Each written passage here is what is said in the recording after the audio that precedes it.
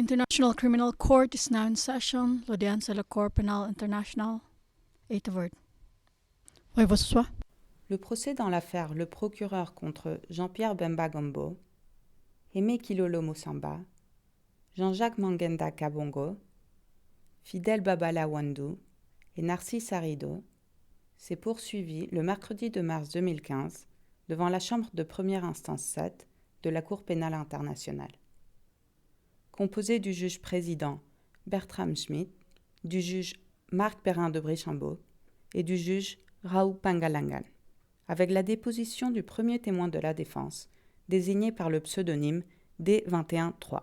Le premier témoin de la défense, le témoin D213, était auparavant le témoin à charge P003, dans l'affaire Le Procureur contre Jean-Pierre Bemba Gombo. Le témoin a fait sa déposition par vidéoconférence et avec des mesures de protection, à savoir l'utilisation d'un pseudonyme, l'altération de sa voix et la distorsion de son image. Un conseiller légal était présent pendant sa déposition en cas de questions concernant des témoignages qui pourraient incriminer le témoin. Maître Paul Djunga, conseil de la défense de Aimé Kilolo Moussamba, a interrogé le témoin. Au sujet de ses conversations avec M. Kilolo, le témoin a déclaré qu'il avait rencontré M. Kilolo uniquement à 2 reprises. Est-ce que vous pouvez nous dire combien de fois vous avez rencontré Maître Kilolo physiquement au total, le nombre de fois que vous l'avez rencontré? Merci. Le témoin a répondu. Merci. J'ai rencontré M. Kilolo physiquement 2 fois. Monsieur le témoin, nous vous demandions si c'était la rencontre physique avec Maître Kilolo, c'était beaucoup de temps avant votre déposition devant cette cour. Oui, bien sûr. Le témoin a répondu. Oui, bien sûr. Est-ce que vous savez nous dire plus ou moins ce que vous êtes dit avec Maître Kilolo lors de ces 2 rencontres ou lors de ces entretiens téléphoniques? Merci. Le témoin a répondu. Merci. Pour les rencontres physiques, je vous ai déjà donné ma réponse. Maintenant, quant au contact téléphonique, le premier contact téléphonique remonte à avant notre rencontre physique. Et le deuxième appel a été revenu après notre rencontre physique. C'était pour m'annoncer que je vois le personnel de la CPI à La Haye. Je ne connais pas lesquels devraient me parler au téléphone, que je devais m'entretenir avec eux dans le cadre de ma déposition. Je devais m'entretenir avec eux dans le cadre de ma déposition. Au sujet de ses rencontres avec le bureau du procureur, il a déclaré que les enquêteurs lui avaient promis qu'il serait bien traité en échange de la vérité. Je rappelle de nous raconter quelles sont les menaces que vous aviez subies, les pressions, comment ça s'est passé. Merci. Le témoin a répondu. Merci. Je disais tantôt, lorsqu'ils sont arrivés, ils m'ont fait appel. Je me suis présenté au lieu où ils étaient, ils m'ont reçu. Je ne me trompe pas, ils étaient 4, les membres du bureau du procureur. Ils avaient également l'avocat qui m'ont commis d'office et moi-même. Dès que je suis arrivé, les premiers entretiens n'étaient pas enregistrés. C'est à ce moment-là que monsieur l'enquêteur a commencé brièvement à me parler de Bangui, à citer les rues de Bangui pour me faire comprendre qu'il venait de là-bas. Alors de quelque part, il m'a dit qu'il avait toutes les informations sur moi du Bangui et que j'avais intérêt à ne pas mentir. S'il y avait des choses que je n'avais pas dites devant la cour, je pouvais revenir là-dessus. Il m'a fait une promesse en même temps, que si je disais la vérité, une clémence me serait accordée en signant un document qui pourrait me mettre à l'abri d'une éventuelle poursuite. Qui pourrait me mettre à l'abri d'une éventuelle poursuite. Nima Milaninia, substitut du procureur, a ensuite contre-interrogé le témoin. Dans ses réponses à ces questions, le témoin a nié avoir été au courant du fait que le bureau du procureur avait en sa possession certains éléments de preuve, tels qu'un récit prouvant qu'il avait reçu de l'argent et des enregistrements de ses appels avec M. Kilolo. Relevant des contradictions entre la déposition du témoin en août 2013 et sa déposition devant la cour, M. Milaninia a suggéré que le témoin avait menti sur plusieurs sujets dans l'un de ses témoignages. Let me ask again, you lied about the year you left the Central African Republic when you testified in the main case. Monsieur Malina, je repose ma question. Vous avez menti dans l'affaire principale lorsque vous avez dit que vous aviez quitté la République centrafricaine en août, et ça c'était en août 2013. C'est à ce moment-là que vous avez menti. Non, je n'ai pas menti. Le témoin a répondu. Non, je n'ai pas menti. J'avais donné la date officielle de mon enclavation. J'avais expliqué que pour des raisons personnelles, de manière officielle, j'avais mes raisons à moi et que j'étais là bien avant cela en 2009. La date de 2011 avait été avancée par l'enquêteur qui était ici pour m'interroger.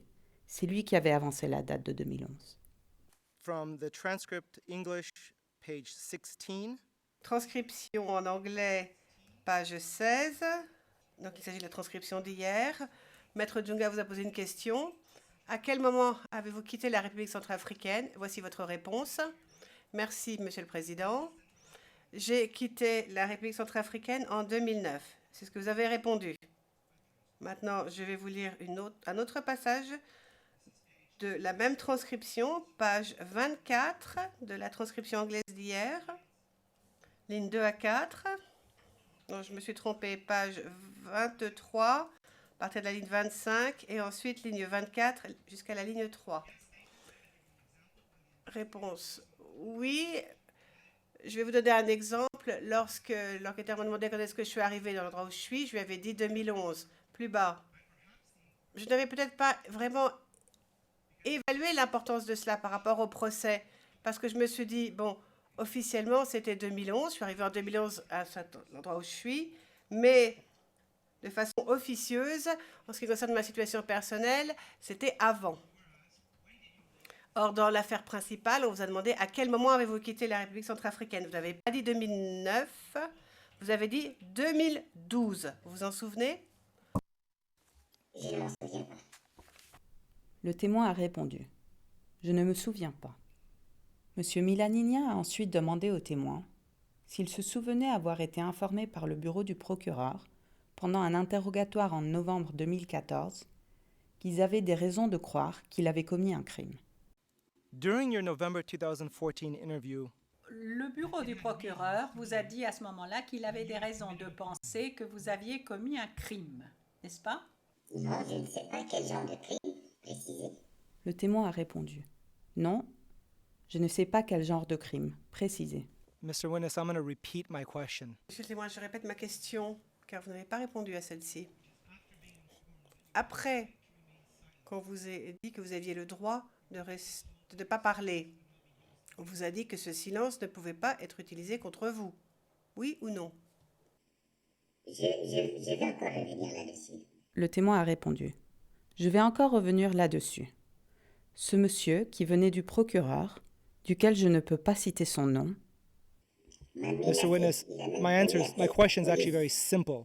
My question is very Mais ma question est simple. beaucoup plus simple. Please let Le président, non, laissez le témoin répondre et s'expliquer. Et si vous considérez qu'il n'a pas répondu à votre question, eh bien, comme par le passé, peut-être devons-nous laisser les choses en l'état et passer à autre chose. Monsieur le témoin, continuez, poursuivez votre réponse. Oui, merci, Monsieur le Président. le témoin a répondu. Merci, je disais ceci. Aujourd'hui, je suis devant cette cour. Je témoigne avec beaucoup de respect. On me considère comme une personne. Maintenant, lorsque j'étais en face du personnel du bureau du procureur, ils m'ont traité comme un vulgaire voyou, un voleur, un menteur. Ils ont même promis d'appeler la police du pays où je venais. Ils ont fait le mal sur moi pour obtenir certaines choses. Je veux aussi qu'ils disent eux la vérité. Mais pourquoi cet acharnement? Pourquoi on pense que moi je suis un menteur, alors que eux, ils n'arrivent pas à dire la vérité? Je veux aussi qu'ils disent eux la vérité. Mais pourquoi cet acharnement? Pourquoi on pense que moi je suis un menteur, alors que eux, ils n'arrivent pas à dire la vérité? Si eux aussi sont sous serment, qui disent qu'ils se sont fait des questions sur moi, qu'ils ont voulu appeler la police, qui disent aussi que je m'étais énervée à plusieurs fois. J'ai même failli les agresser. Alors qu'ils disent la vérité. Comment est-ce qu'ils ont obtenu certaines choses de moi? Qu'ils soient sincères avec leurs éthiques, avec leur morale, avec leur conscience, qui disent ça aussi. Avec leur éthique, avec leur morale, avec leur conscience, ils disent ça aussi. Le procès dans cette affaire se poursuivra le mercredi 9 mars 2016 avec la déposition du deuxième témoin de la défense, le témoin D21-9.